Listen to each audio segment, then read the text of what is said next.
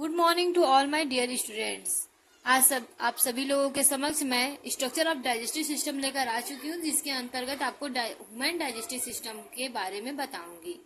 ठीक है, तो स्टार्ट करते हैं। ह्यूमन डाइजेस्टिव सिस्टम की बात करें तो सबसे पहला पार्ट आता है ओरल कैविटी मीन्स मुख गुहा, और उसके जस्ट ऊपर आता है नोजल कैविटी मीन्स नासा गुहा। मुख गुहा और नासा गुहा के पीछे क्या होता है? 3 पेयर सलेवरी ग्लैंड्स होते हैं, 3 जोड़ी लार ग्रंथियां पाई जाती हैं। इसके बाद जो पीछे वाला पार्ट होता है उसे ओइसोफेगस कहते हैं मीन्स ग्रास नली। ग्रास नली जाकर खुलता है आपके आमाशय में, हिंदी में आमाशय और इंग्लिश में स्टमच कहते हैं। स्टमच है डिवाइडेड इंटू 3 पार्ट्स। स्टमच को 3 पार्ट में डिवाइड करते हैं। पहला होता है कार्डियक, दूसरा होता है फंडस, तीसरा होता है पाइलोरी। देखिए कार्डियक, फंडस, पाइलोरी 3 पार्ट में डिवाइड किया जाता है। जब भूख लगता है तो हमें क्या होता है? पेट में दर्द होता है, तो ये जो रूजी नाम की संरचना है, ये देखिए उंगली नुमा संरचना जो रूजी होता है, ये क्या होता है? जब स्ट्रेट हो जाता है तो क्या होता है? हमें पेट में दर्द होने लगता है। और इसमें स्टमच में HCl मीन्स हाइड्रोक्लोरिक एसिड पाया जाता है, जिसके कारण कि भोजन क्या होता है? अम्लीय हो जाता है।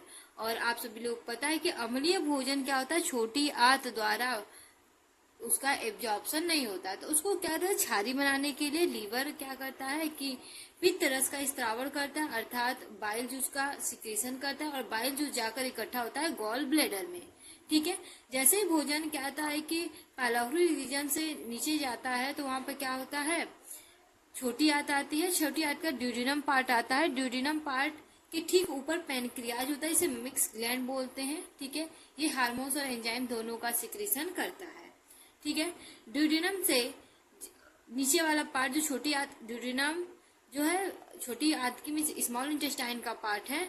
ठीक है, तो small intestine are divided into 3 part, duodenum, jejunum और इलियम। ठीक है, तो सबसे पहला जो छोटी आंत का पार्ट होता है वो ड्यूडिनम कहलाता है, फिर फोल्ड के बाद क्या आता है? जेजुनम आता है, लास्ट पार्ट जो होता है वो इलियम होता है। जहाँ इलियम खत्म होता है उसी जगह क्या होता है कि अपेंडिक्स संरचना पाई जाती है। देखिए अपेंडिक्स यहाँ पर लिखा गया है, अपेंडिक्स संरचना पाई जाती है।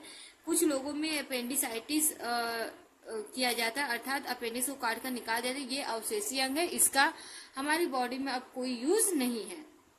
इसके बाद बड़ी आंत आती है। बड़ी आंत का पहला पार्ट क्या कहलाता है? सीकम कहलाता है।